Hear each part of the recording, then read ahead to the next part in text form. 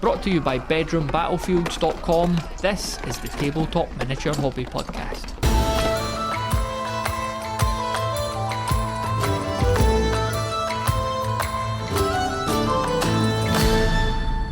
Well, Carol, it's a pleasure to finally have you on the podcast. I've been trying to do this for a few years now, so I'm really glad that you could join me today. Yeah, well, I'm happy to be here. Yeah, I mean, it sounds like it's been not uneventful for you these past few years. That's something we could, of course, dig into. Yeah. But I mean, that's an understatement. Just to give you a bit of background, I mean, I've potentially told you this by email before, but when I got back into the hobby in 2000, it was either 18 or 19, and Open Combat was really the first game that I came across that was like a non-Games Workshop game, right? That kind of introduced me to this concept that like you could have small-scale miniature agnostic games. I think the fact as well that it came in this beautiful book like that was, you know, if the first game like that I'd experienced was just like somebody's PDF made on Microsoft Word, it might have been a bit underwhelming, but just getting this fantastic book, and I really it really pulled me into that way of gaming. So thank you first and foremost for putting that game together. Thank you for supporting it. You know, it's the miniature agnostic thing you mentioned. It's something that it's become kind of a thing now. There is a lot of it. Now, arguably, historically, it was always miniature agnostic, historical miniature gaming.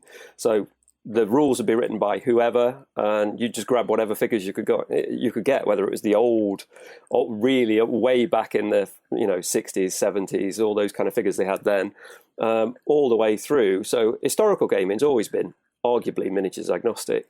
Fantasy and science fiction gaming, that's a little bit kind of iffy, kind of where do you go from, what background have you got in that kind of gaming? Because obviously pre-Games Workshop, there was a lot of role-playing games and people used models for that, and you could get those models from anywhere. But then as Games Workshop, Citadel, I mean, the two were separate entities for a little while, but with the beginnings of that moving from role-playing support through to their own war game like Warhammer, you then had rules and miniatures starting to get bolted together. And, you can't miss the fact that Games Workshop has become this giant machine that lots of smaller companies emulate. But from my perspective, when writing Open Combat, because of the nature of the hobby, you end up with vast collections of models, whether it's from board games, where you get loads of plastic in a lot of board games now, or whether you just like collecting miniatures.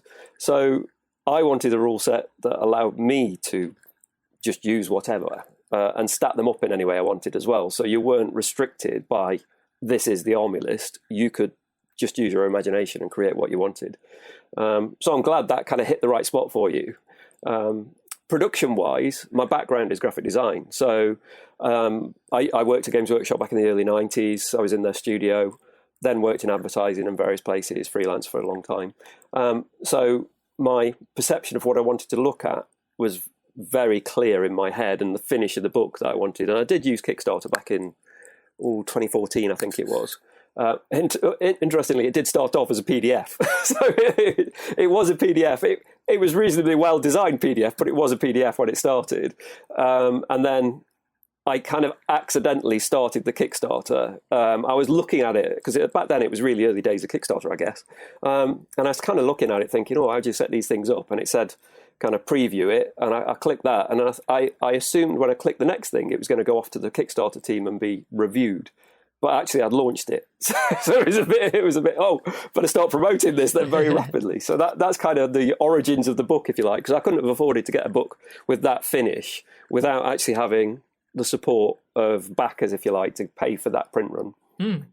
But that's how it became the book that you picked up. Aye, that's a good wee sort of behind the scenes peek into how the game came to be. Then, I mean. You touched on, your career at Games Workshop. Have you got a kind of whirlwind run through of that? How it came about? It was very, very short. Well, I say short. I was there about 2.5 years, I think. I started in 92 it was November 92-ish. I'd finished uni the previous summer, trying to get a job in design, graphic design. Everywhere was saying you need 2 years experience. So I went into the Games Workshop store actually in Stoke-on-Trent and said, I'd like to apply for a job. And they were like, we haven't got any in the store at the moment. I was like, no, in studio. And they were like, you're joking. I was like, well, yeah, just, where's the form? So I filled the form in the store and they sent it off and they said, you're not going to see anything. And it was just a speculative, there wasn't any jobs going. I literally just sent my CV in. Didn't hear anything at all. And then I got a call to go for an interview. I went for an interview, taking my university kind of portfolio, which is just a uni student's portfolio, which years later, with all the experience I've got, you look at a uni student's portfolio and you think this guy's going to take ages to train up. That's the way it works. But I had the interview and then didn't hear anything for a few months. And I just thought, yeah, there was nothing in it. And then I got the call and it was like, we'd like to bring you in on a probation period for 3 months just to see how you get on. And I joined in their promo and packaging department, which was essentially the guys that do the box art and any of the promotional material. Back then they used to do kind of multi-page A4 leaflets that appeared in things and all that kind of stuff. And that's what I got hired for. Worked in the office with... Well, Mike McVeigh ended up being in the office with us as well. And interestingly, after the 3 months, and they said, yeah, you've got the job properly, I had to ask them if I still had the job because I was commuting at the time to Nottingham. And they were like, what do you mean? I was like, this is probation period. I don't know whether I've got the job properly. And they were like, oh, no, that's all fine. And it was like, so I had to move to Nottingham at that point because it was costing a fortune and taking so much time to commute backwards and forwards. So at the time, it was like, well, where am I going to live? And ended up getting a place with Mike McVeigh because they were looking for an extra person to share with them. So I shared a house with Mike McVeigh and one of the artists from the late 80s, a guy called Steve Tappin. So I was with two of the people that I just thought were amazing in the hobby, just sharing a house all of a sudden and working at Games Workshop and being a fan of the games. It was amazing in itself. And I think that's partially why I got the game, because I got the job because I knew their game systems. And already being in design, even though at the time back then, it was a paced-up environment. So very much traditional. You do the artwork with overlays and you send it off to the printers and they do all the kind of reprographic element. So when I started, it was kind of traditional morphing into the Mac kind of digital kind of workplace. So I started off there, did that, did a bit of playtesting on Second Ed 40K, which again was one of those things where all the staff that worked in the studio, it was kind of a big kind of melting pot of ideas. So the designers, the art workers, the artists, the sculptors, they were all kind of all together. And the kitchen was kind of, there were all concept sketches everywhere and all that kind of stuff. And then rules that were being discussed. It was a whole kind of collective mass of ideas that was swirling around a lot. So everybody got to play test. So I got to play test on that. Still, I was in production role. That was my role. I wasn't writing. And then when the third edition of Blood Bowl was then the thing that was going to be developed. And I was a really big Blood Bowl fan. And interestingly, when I was younger, probably, when would it be? Wherever the first Blood Bowl came out, me and my brothers played it a lot. And back then, White Dwarf had got Andy Chambers and Jervis Johnson always playing against each other and Jervis being beaten by Andy all the time. And I said to my brother, one day, I'll beat Jervis in White Dwarf at Blood Bowl. And it was just one of those stupid things you say when you're a kid. But fast forward a lot of years later, I was involved in the development, playtesting of Blood Bowl. Got quite heavily into it. Got beaten absolutely every single game in the early iterations of the third edition.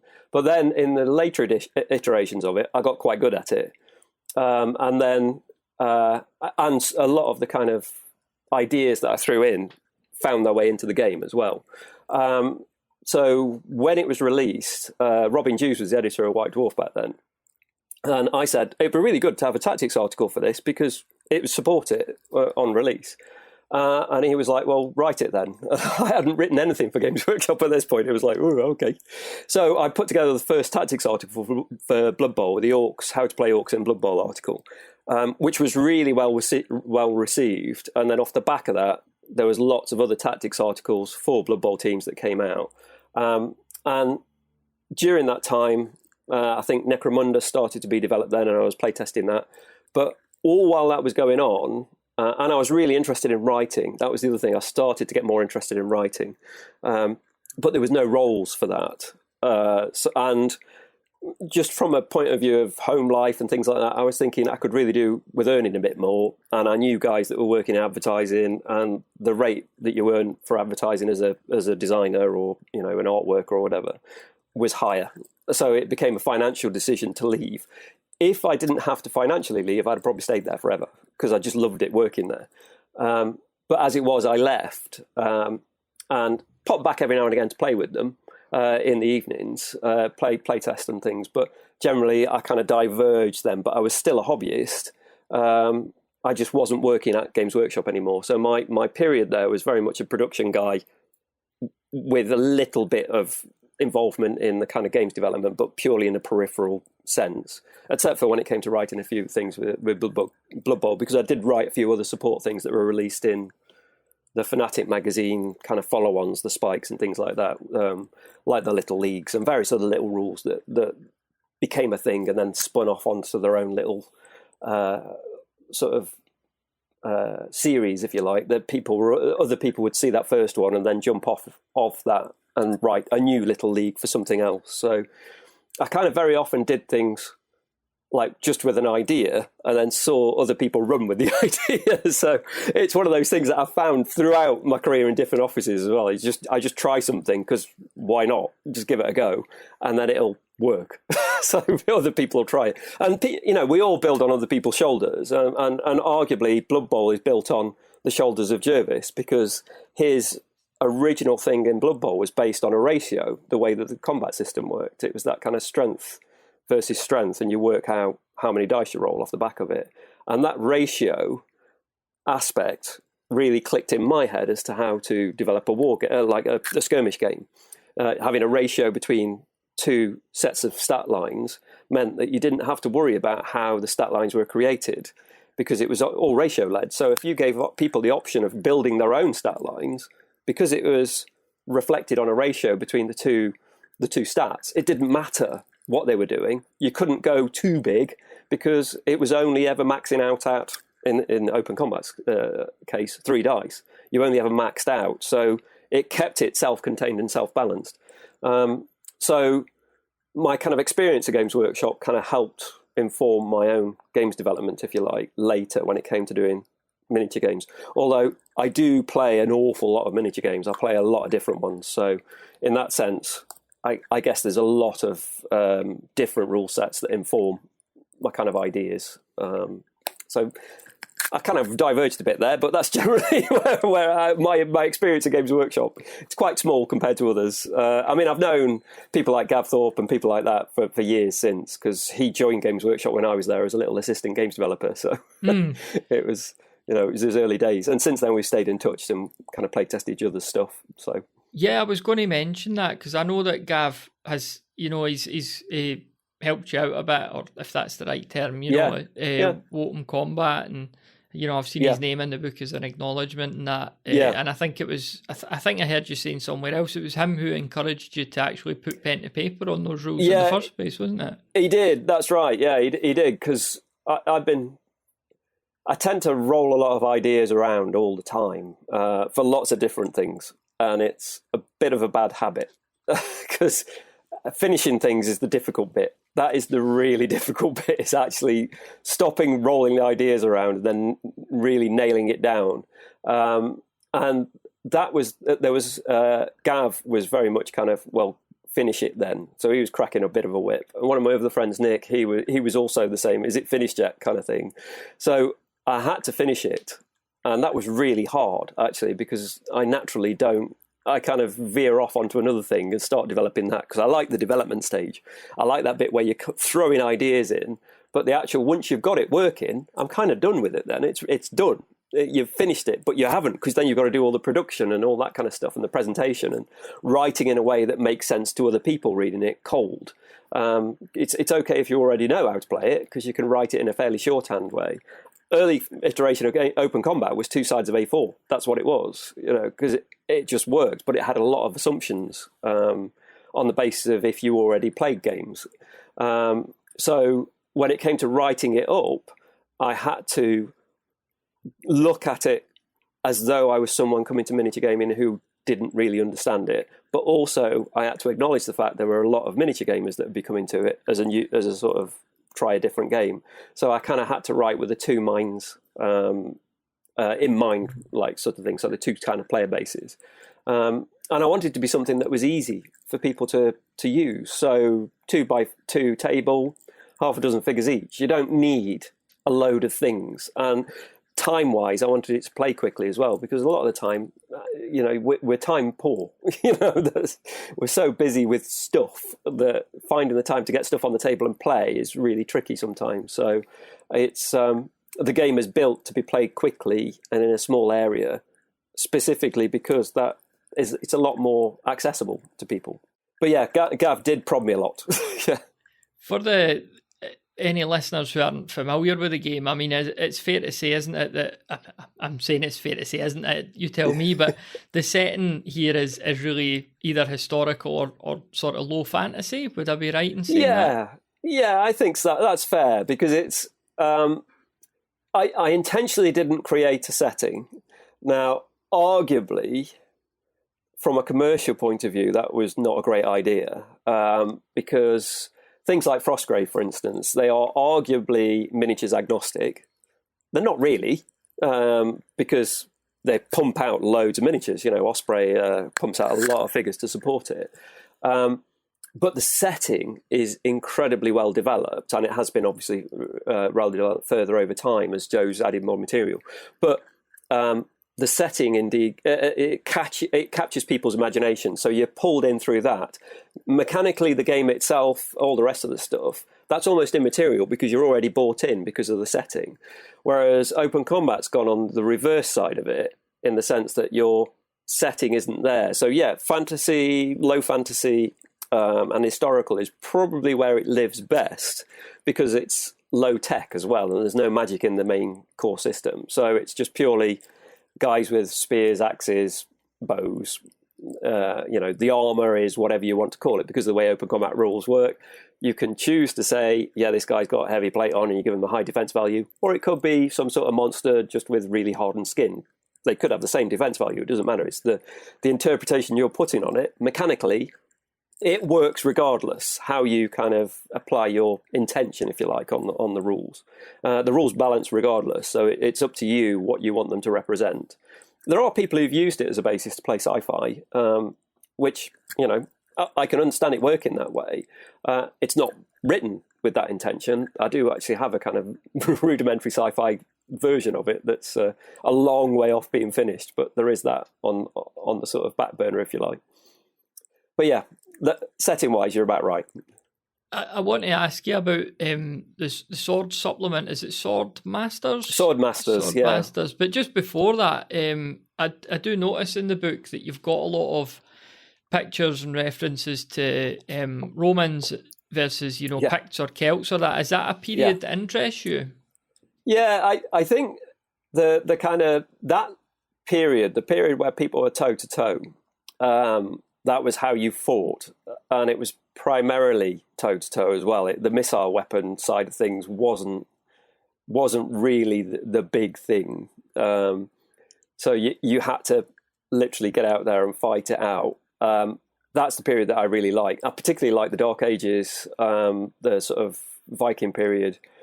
Those kind of periods where I kind of get drawn to. I do play, when Saga came out, I played that quite a lot, because I was using Anglo-Saxons at the time, Anglo-Danes, Anglo-Saxons. A friend of mine was using Vikings all the time. It was a period we both really enjoyed, so we played a lot of it. I've got Romans kicking around, I've got Celts kicking around. I like if you go further back, the kind of, cavemen, Neanderthal kind of just playing with those sort of figures, fighting it. I know they don't fight with dinosaurs, but they, chuck a few of them in anyway, where, get those old B movies. But, that kind of very, it's pre-gunpowder, essentially, that kind of period, before missile weapons really do take the floor. Now, arguably, you get to Agincourt, missile weapons are the thing. You're firing hundreds and hundreds of arrows over. That sort of changes the face of warfare quite a lot, and obviously the introduction of black powder. but yeah, my favourite periods, or if I say periods, it's probably fighting style. Actually, my favourite fighting style is that close up, hand to hand side of things, and then wargaming off the back of that. Whenever I've played with armies, I prefer the close up, hand to hand armies, whatever it is, whether it's historical gaming or even science fiction gaming. You know, if we take it from a 40k sense, I like the armies that primarily get stuck in hand to hand rather than the ones that sit back and nuke them from miles away. And that's just, I think that's just my own sort of wanting to get stuck in on something rather than sit back and dial it in, if you like. Which, you know, it's good, but you do get a lot of bumps and bruises by having that attitude. So what was the evolution into the Swordmasters supplement then? What did you feel was missing from the main game that you wanted to build on? Yeah, when I wrote the original, like the core game is built to be as universal as possible, if you like. So everything there is open to as much interpretation from what you want it to represent without being too specific. So the rules are the rules, you know, there's no bending them. So that you're not interpreting the rules, you're simply interpreting what each rule represents. So yes, you've got a hand weapon, it's a sword, for instance, but it could equally be an axe or something. It's just a hand weapon. So the rules for hand weapon are the same, regardless of whether it's a really big club or a sword or an axe. Similarly, if you're playing with a monster creature, you could use the rule for hand weapon, and that is its claws or whatever it is. So that was the core system. That was the intent of that. So Swordmasters is where you start to get a little bit more specific. So if you're wanting to play with duelists, or you know, some guys that, you know, they play with a left-handed, they fight with a left-handed dagger and a rapier or something like that, you do have to get specific at that point because you're creating rules for a specific type of fighting. So Swordmasters was essentially being a little bit more drilling down, if you like, and a little bit more specific within an open system. So the rules in it for the skills and abilities, you can apply them regardless of what your warband is, what your kind of model's supposed to represent. But some of them are very specific to using a sword. You know, whether you're parrying with the blade or you're kind of parry riposting, those kind of things, they get a little bit more specific there. And there's I think I referenced the sword breaker idea and things like that. There are rules in there for particular uses of a weapon. Now, I do mention in the Swordmaster supplement that you can, with the intent of open combat, you can apply your own sort of iteration of it if you want. So you can use the lunge rule to represent something else. As long as both players are, you know, aware of it. But from the point of view of drilling down a little bit or kind of becoming more specific, that's what the Swordmasters was. Now, interestingly, it was supposed to be a really small supplement, and it kind of expanded because it was the first one I did, and I got a little bit carried away. I do have another one that I rediscovered, actually. I mean, it's something we've not touched on, but after I had the memory loss, I'd forgotten the things that I'd done. And I actually rediscovered while going through some of my old files when looking for catching myself back up on the black powder supplement, that I'd written a little micro supplement for barbarians, and it's really good. And it's a little micro one, so I've been sort of mentioning to Gav about it, and he remembered it. My wife even remembered it and said, you had that one ready to go. And it's like, oh, I'd completely forgotten it. But yeah, that one will probably appear as a PDF release because in the original intended size, nice and small and kind of bite-sized one. The black powder supplement will be happening later this year. I'm just getting back on top of that one. And again, like you mentioned about what was the intent of Swordmasters, black powder, it's a very different environment, warfare-wise. So it introduces different concepts, if you like, and different aspects of warfare that doesn't exist when you're just hitting each other with sticks, arguably. You know, it's that kind of adding in extra detail and more specific detail, which was better outside of the core rules. So yeah, essentially the supplements are supposed to add in more specific things, which do have a specific role, but you can, if you want to, put your own interpretation onto it. But the rules stay the same. The rules are all balanced regardless of what your interpretation is, of what they represent. So you mentioned there with the memory loss thing, and I guess the listeners' interest maybe peaked here, and I suppose it's a good time to ask you, because I think these things are intertwined, but the game Lucrum Yeah. as well.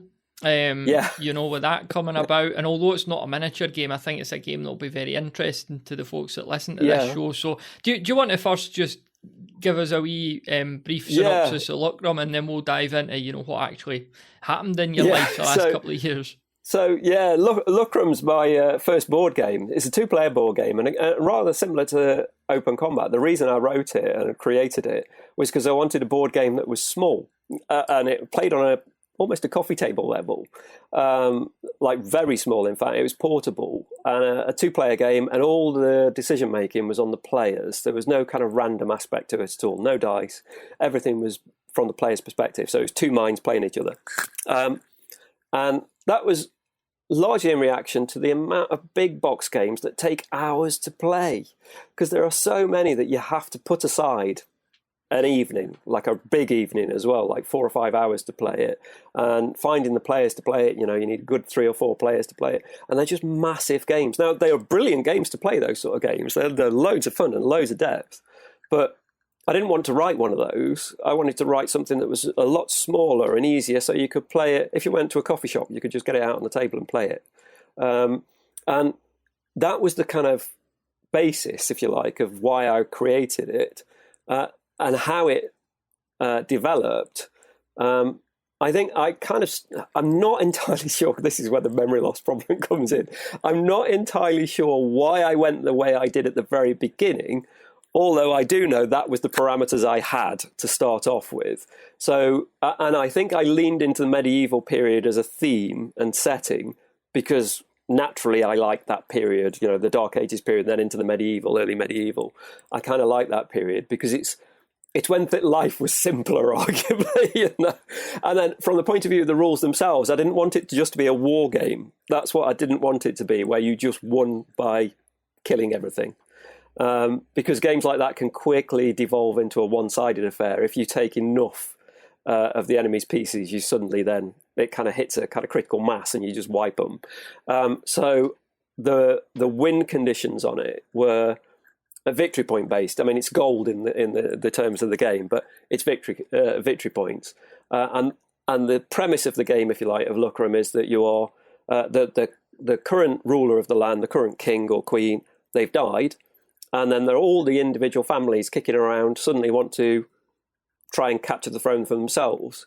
So yourself and your opponent both represent one of the heads of the families that think they've got a chance of taking the throne. You then start to maneuver to try and capture it. And by the nature of warfare back in the medieval period, it wasn't just a stand-up battle and you've got the crown. It was lots of political manoeuvring, having the correct terrain in place, having the money to bribe off other people who might try and usurp your position, all of that kind of thing. So the aim of the game was to get the money to be in a position of power. So you win by having the most money. Now, you can get that money through claiming terrain places or just literally taxing the area, if you like, earning money from owning a region. And then there's combat as well. So if you take pieces, the money represents the giving the nobles back, and then you getting the money for handing the nobles back, or whatever it is. So the game itself, that was the kind of theme, if you like, of it. And then mechanically, I wanted it so that when you're playing it, it's your choices that matter. So any combat moment or any moves or combats, you've got a restricted hand of action points, arguably, that you can use. And the turns, both players get the same amount of turns. Each turn has one player go first, obviously, but it alternates.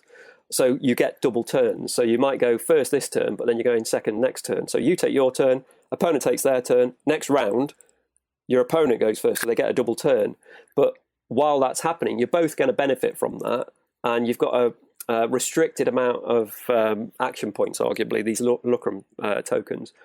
And it's up to you whether you go hard defending yourself in your opponent's turn or you hold back so that when you move, you can go hard yourself aggressively.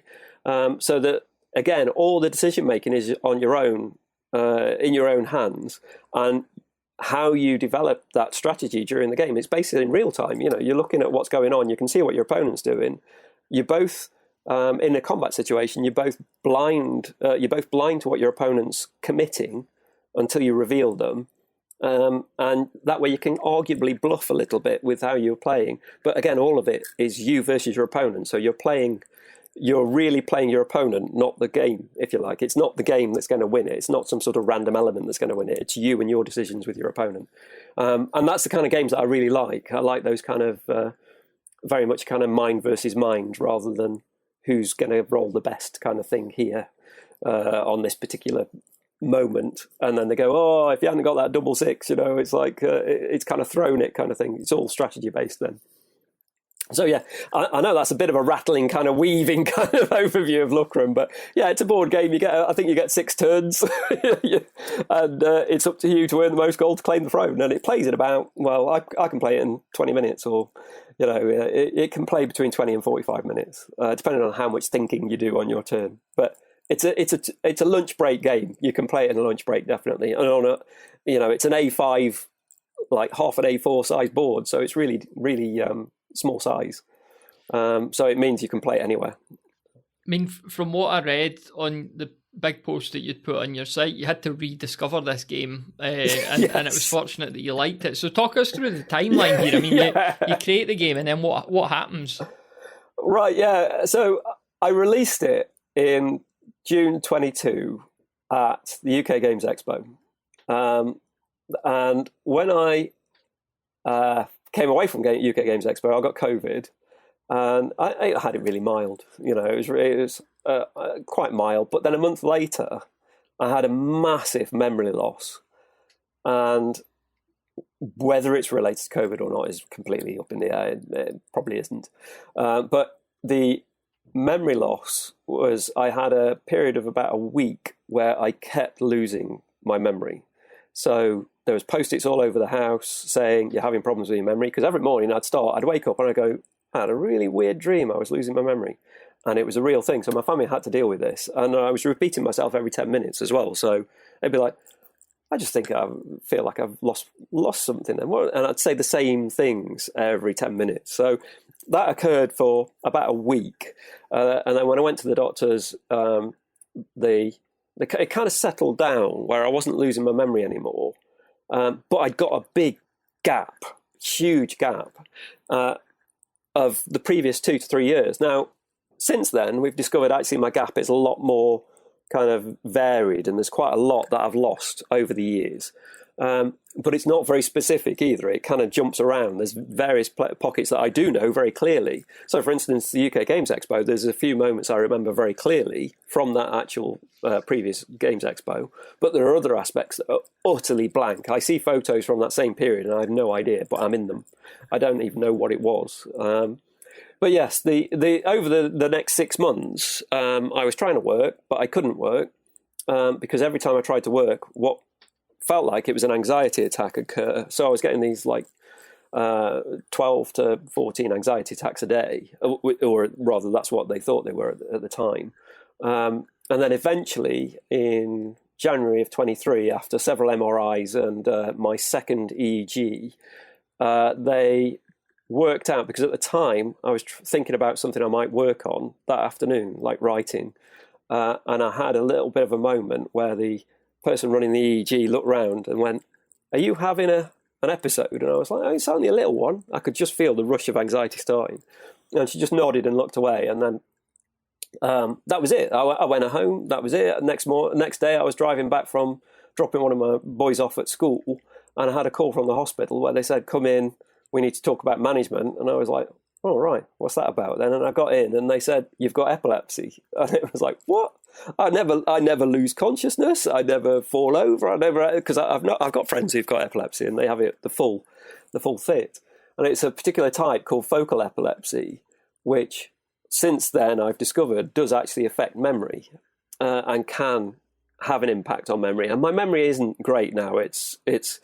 I do lose things like time and place. I do lose time and place, so I have to write things down. I don't lose things like I was doing back when it was first starting, which I think the theory is that I had a massive seizure back then in the summer of 22, which then had loads of rippling seizures thereafter until it settled down.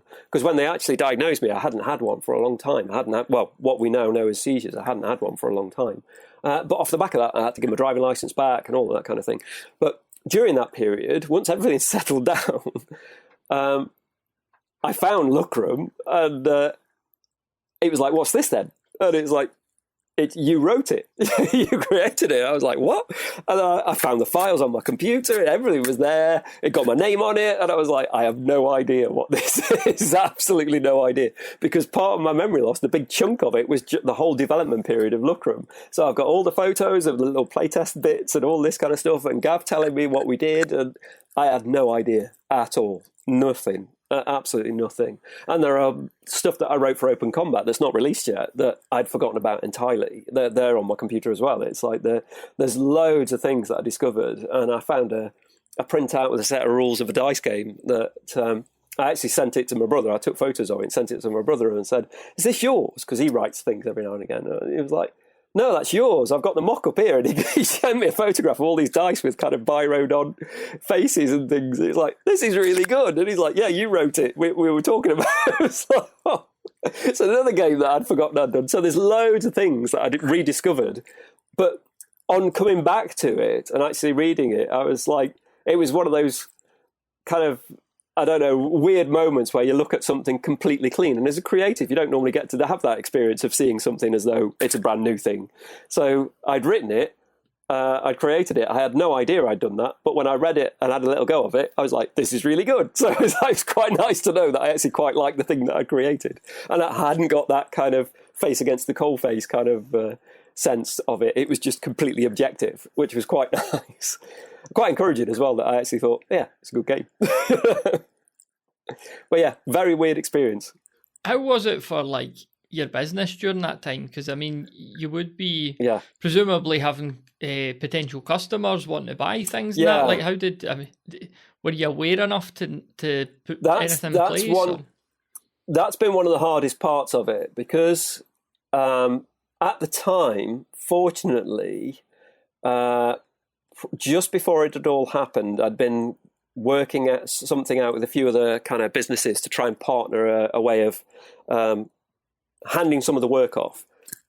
Part of the problem when you work for yourself, trying to do everything, and this is one of the mistakes I've made, and over the years, in hindsight, going forward, I'm going to change the way I kind of operate, is when you try to do everything yourself, so in my point of view, writing, photography, illustration, graphic design, all the rest of it, that's just one bit of the job, and all of those are individually are really good, are important roles in themselves.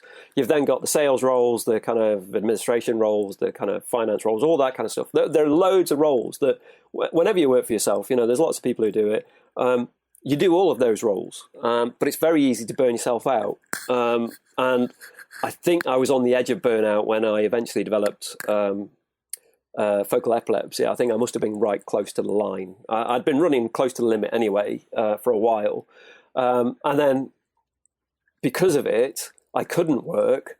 Luckily, I was in a position where other people could help me out. But I was then thinking going forward, once I started to pull things together and things were calming down, I needed to hand off the shipping aspect of it. So I think it was in the autumn that year, when my memory was starting to settle down, I got in touch with Sarissa Precision, who do MDF terrain and things.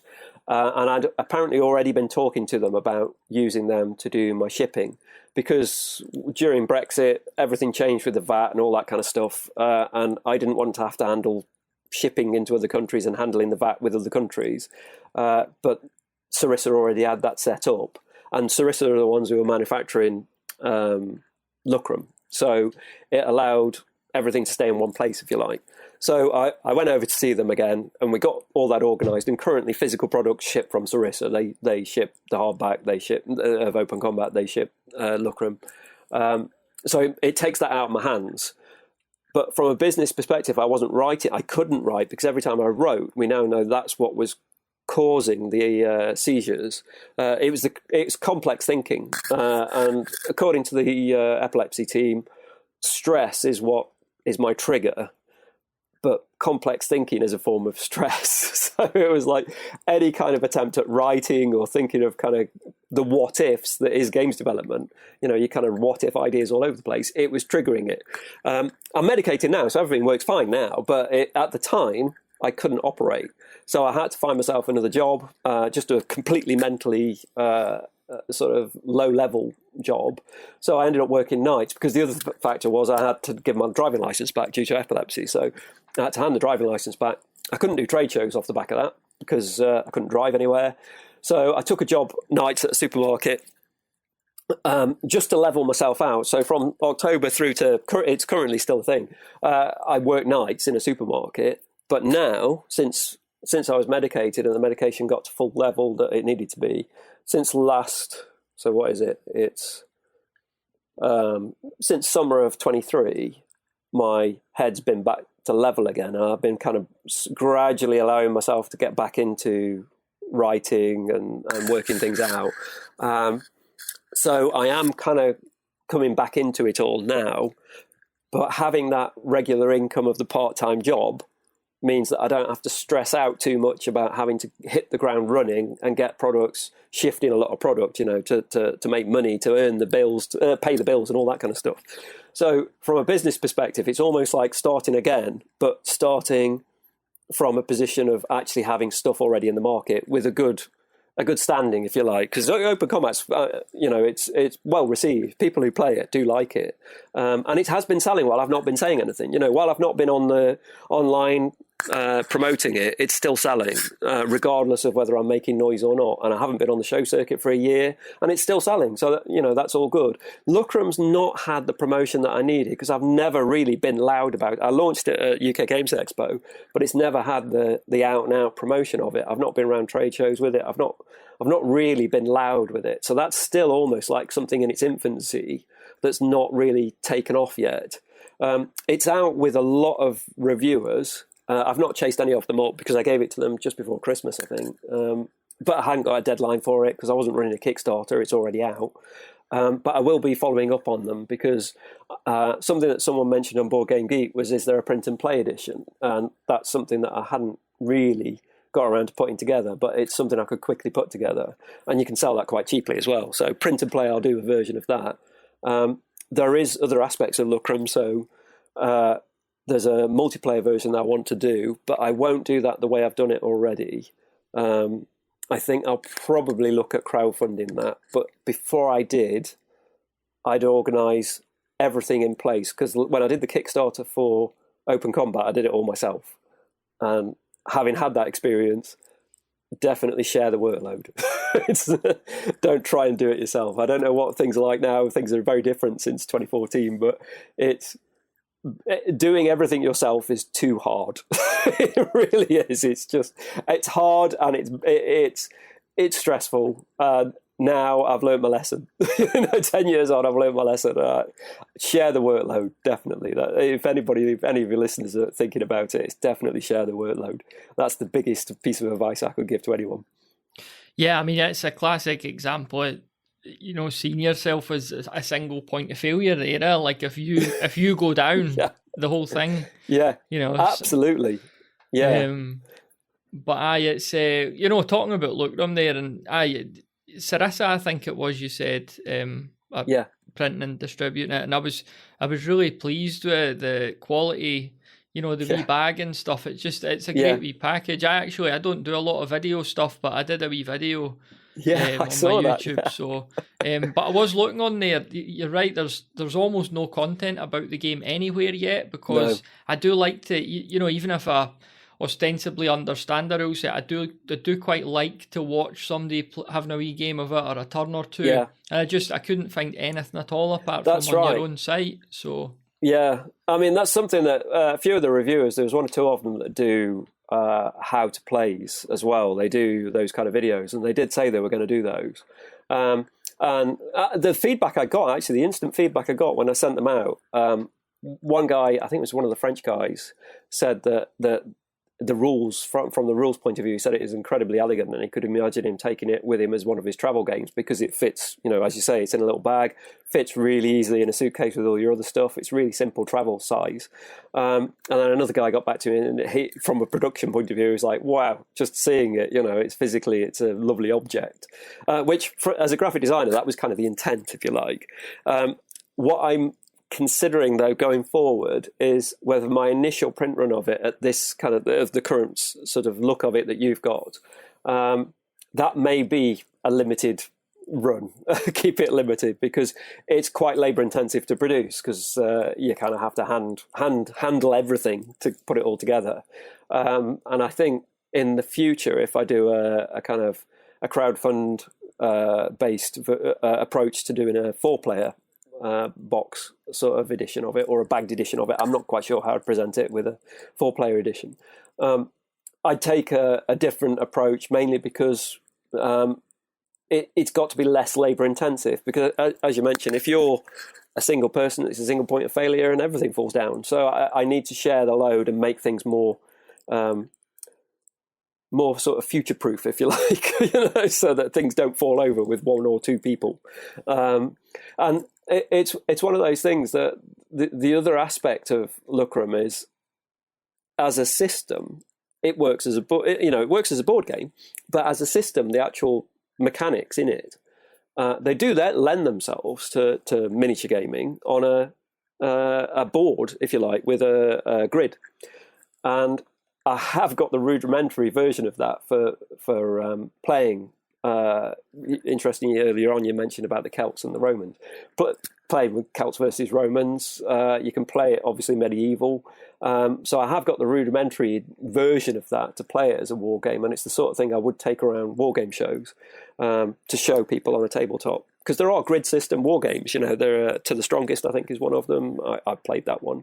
There's several grid system war games that you can play, as opposed to the tape measure war games that we're all familiar with. So yeah, I mean, look, there's still a lot I can do with Lucrum aside from promoting the current edition, the current first edition, because it's not, like you say, there's nothing about it anywhere, because I fell over basically just on launch. It's kind of like my brain went and that was it. It's like the danger of being a one-man band if you're doing everything. There's nothing, there is no safety net, which is why the having the part-time job helps, because it kind of cushions you from those sort of stressful situations where you're trying to run a business, but not only you're doing all the running of the business, you're trying to make sure the business is earning enough money to not only cover its overheads but also pay you a wage, kind of thing. So there's a lot of factors as a one-man band that if the one man falls over, it's quite severe. Did you know that just like every other podcast out there, this show has its very own Patreon? But this is no ordinary Patreon. It's actually the worst Patreon ever. That's right, there's no rewards, no extras, no bonus content, no early access, no shout-outs and no thank yous. I'll just take the money and quietly get on with making the show. Not that there's any money to take, because hardly anyone's pledging to the thing. Like I say, it's the worst Patreon ever. Find it at bedroombattlefields.com/worst Patreon ever. That's all one word, worst Patreon ever. Now, back to the show. In terms of your job as well, like talking about, going and working in the shop, as opposed to, presumably you were doing what you would class as knowledge work before.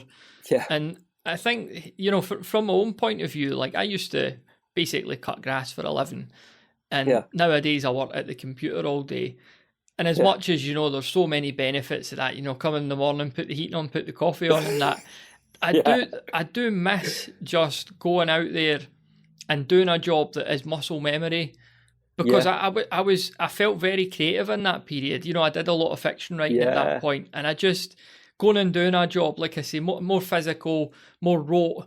It puts your brain into this, like, your subconscious just works away and you just come up with so much stuff. And I think there's a lot to be said for that. Yeah, I absolutely agree. 100% agree with that. The one The one thing I do think now over the last 18 months, because it is about 18 months I've been working it, it's working nights on a supermarket, it's handling these big 2 metre high, 1 metre square cages full of product, getting it out onto the shop floor and empty them basically onto the shelves. So it's essentially a shelf stacker job and pulling the stuff off the trucks and all that kind of stuff. So it's very manual, very, very manual. It's muscle stuff, it's not mental stuff at all, which was perfect for when they didn't know what was going on in my head. There was no strain on it mentally. And since I've been medicated and everything sorted out there, exactly what you've said, I can just be working away physically. I'm in my body, if you like, physically in my body. And I have lost 1.5 stone working there. It's been brilliant. Suddenly got physically fit again after just wasting away sitting at a desk for years. But or rather muscle wasting away while sitting on the desk. But the working physically gives your brain time on something that's not working your brain, gives you time to roll things around, roll the ideas around. And I started keeping a notebook it'd be February 23, because I got the date in the beginning of it. I had a look the other day. And that's now full of, whether it's board game ideas, miniature game ideas, a few other things that I've got on the go. It's got loads of kind of conceptual stuff. Some of them are quite well developed, actually. There's a couple of games that are quite well developed in there now, which I did in my breaks. And then when I get home with a cup of tea or something, I'd carry on it. But they're all at that point where I could do with actually sitting down and doing some proper development work on it. And now with being medicated now, I can do the development work on it. But that whole period, or the having that physical role, does give you the brain space, if you like, to just bounce ideas around without staring at a screen, which is quite useful, And I think that it's, as much as it's been a really difficult period, it's actually been a really useful period because it's got me back in my body, which has been really important, because it's very easy to kind of get lost when you just work. You come in, stare at a screen, all in your head, and then you're never actually out of your head. You're constantly in your head. So I think having that physical role, as well as having the kind of mental work that I do separately, it's been really useful. And going forward, I mean, myself and my wife have been talking about it. It's probably better if I don't want to be on nights anymore, because that's making it quite difficult now. That was purely because I didn't have a driving license, and I've got my driving license back now because I've been seizure free for so long. So now I can sort of get a role somewhere on days, but I think I'd probably like to get a part-time role on days, just so that we've got that kind of income coming in that's not reliant on me doing any sales or anything. And bearing in mind, stress might be one of my triggers. So getting a part-time physical role to then allow the rest of my time in the week to be doing the kind of creative work. I think exactly like you've said, having that physical aspect separate to your kind of mental work is really good. I think I'd lost sight of how useful that was until it being enforced to actually do it. It's been a useful period despite the kind of chaos. Yeah, I mean, I appreciate you coming on to kind of talk us through it, because it's a very unique, they say not unique to everyone in the world. There'll be other folks that have had it, but it's not something I'd encountered before. So yeah, it's a very unusual experience. Yeah, and I was told there's like 25 different types of epilepsy or something. Yeah, and there's a girl at work that's got it, and she has it a lot worse than me. She has the full fall over, lose track of time, everything. And I really do feel for her because she's 20 and she has it a hell of a lot worse than me. So I'm really lucky in that sense. But yeah, I might not be unique in the sense that there's a lot of us who have it, but I think my experience from working for myself feels quite unique for me as a creative to suddenly see your own work completely objectively. That's the unique aspect for me. It's like, wow, I wrote this, but I have no memory of it at all. Yeah, not many people have created a tabletop game and can't really remember creating it. So yeah, it's very strange. I mean, Gav keeps saying to me, because I haven't played him since my memory sort of lost, but we keep saying we've got to get together because he never beat me while we were doing development. So he wants to play me while I haven't, before I remember how to play properly. I mean, I do know how to play now. I had a little backwards and forwards email with one of the guys who's going to be reviewing it, because they were asking about using the, whether you get the PCs back on the board, if there's any way that you get the PCs back on the board when they've been killed in combat.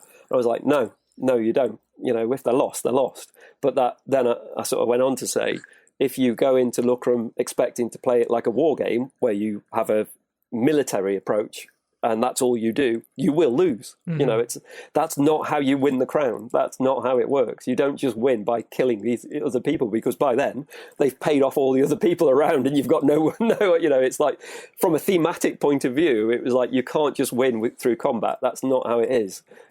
Back in the Dark Ages period, raiding a village, yeah, you could win by just battering everybody in the village. But thinking of the medieval period, when you've got lords and landowners all over the place, yeah, you just put money in the right pockets and you've already won. So getting the money's the key. More about it's been years since I watched Lord of the Rings, not Lord of the Rings, Game of Thrones. Was it Varys, the baldy guy? Was that him? Was that his name? I can't remember. And the wee guy, was he Tyrion? Yeah. So you're them, you're politician basically. Yeah. More than just your brute. Yeah. You've got to have the hammer as well. You can't just be all nice. So you can get in there and do a bit of combat, but it's using it strategically. So only wielding the hammer when you need to, and putting yourself in a position where you use that leverage, if you like, of your armed forces to kind of just push things into your kind of your benefit. So positionally in Lucrum, you can earn gold just by being in a particular square, and you can just use it to accumulate wealth. That's the actual term of the action. You accumulate wealth by having a piece somewhere, but you can't be in a square that is threatened by enemy pieces. So you could use combat to force enemy pieces away from a space so that you can accumulate wealth in multiple places. So in a sense, your use of military actions is affected by what else you're doing, and sometimes it's just purely to make a little bit of space so you can earn more money. It might be to actually capture an objective, capture a terrain feature or something, but there are occasions when you'll just use it just to ease slightly the positioning so that you've got more chance to get a higher income. So it's not just about battering the other person over the head and removing his pieces, because it's not going to win you every game at all. I don't think I've ever played a game where I've used that technique and won it, like specifically won it through that technique. There's always other aspects of the game that you need to employ. And it's interesting watching people play, because one of the few things I do have as a memory from playtesting, which has come back from some of the photos actually that I've got from the playtest period, is watching the opening moves of a player and seeing how they are going the military route.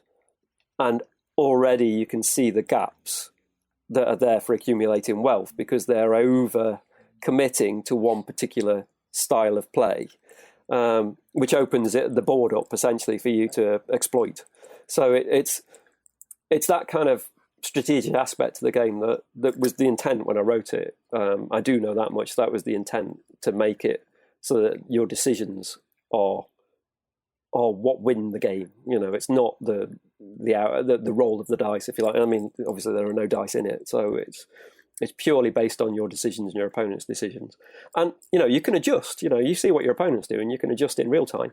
That's the benefit of it. But again, it's that kind of double bluff kind of thing. And like when you're kind of in a combat situation, you've got a 0, a 1, 2, or 3, so you can influence the combat with either adding a 0 to the result or to 1, 2, or 3.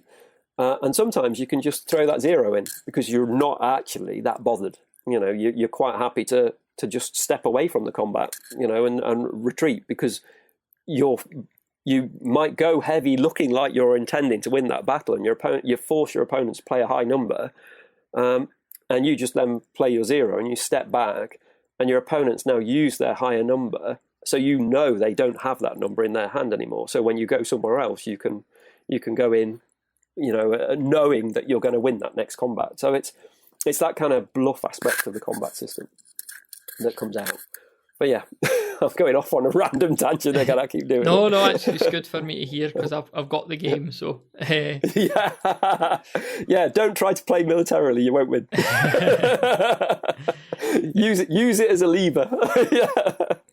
Carl, it's been a brilliant conversation. I really appreciate you coming on to talk to us about your experiences in your games. Is there a good place for the listener to go to check your games out and keep up to date with things? Yeah, if they go to secondthunder.com, that's the site. I am going to be, just probably in the next few months, I'll be splitting off the digital content onto its own PayHip site, mainly because of the way that connected to my memory loss, the way that with Brexit and the way that VAT works in the EU and all those kind of things.